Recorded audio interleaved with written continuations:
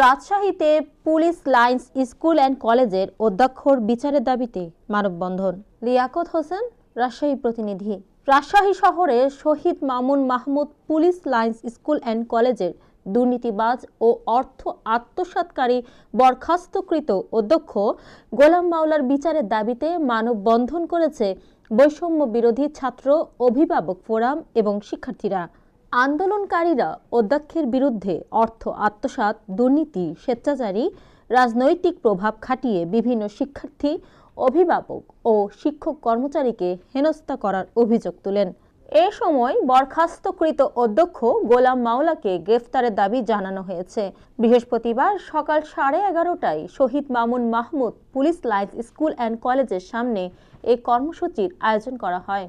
পরে কর্মসূচির মধ্য থেকে আরএমপি পুলিশ কমিশনার আবু সুফিয়ানের হাতে স্মারকলিপি তুলে দেন। পরবর্তীতে পথসভা শেষে রাজশাহী বিভাগীয় কমিশনার ও জেলা প্রশাসক বরাবর স্মারকলিপি প্রদান করেন। পরে কর্মসূচির মধ্য থেকে আরএমপি পুলিশ কমিশনার আবু সুফিয়ানের হাতে স্মারকলিপি তুলে দেন। পরবর্তীতে পথসভা শেষে রাজশাহী বিভাগীয় কমিশনার ও জেলা প্রশাসক বরাবর স্মারকলিপি প্রদান করেন।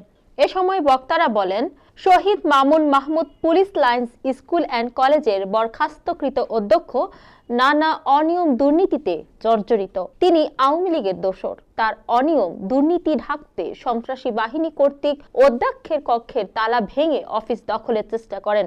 এর সাথে জড়িত সকলের গ্রেফতার ও বিচারের দাবি করেন। উল্লেখ্য, গত 5 আগস্টের পরে অধ্যক্ষ গোলাম মাওলাকে বরখাস্ত করা হয়। এই ঘটনার পর থেকে প্রতিষ্ঠানটিতে চরম উত্তেজনা বিরাজ করছে। এর আগে গত 30 ডিসেম্বর অধ্যক্ষ গোলাম মাওলা তার লোকজন নিয়ে গিয়ে Shahid Mamun Mahmud Police Lines School and কলেজের অধ্যক্ষের কক্ষে তালা ভেঙে ভিতরে প্রবেশ করে দায়িত্ব বুঝে নেওয়ার চেষ্টা করেন। টাকার বিনিময়ে 1 মাসের ছুটিতে পাঠিয়ে দেওয়া ডাক্তার রিপোর্টটা জমা নিতে। আমার এই বিচারের দাবি জনগণের কাছে, আমার মহামান্য প্রশাসনের কাছে। গোলাম মাওলা একবার তার পরে আমার তার হয়ে এসে তারা বিভাগ চেষ্টা করেছে। আপনারা জানেন, নাম রেখেছে গোলাম মাওলা। গোলাম মানে দাস আর মাওলা মানে আল্লাহ।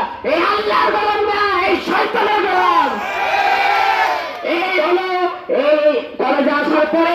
মৌমিতা তন্নি, জিবিসি টিভি, ঢাকা।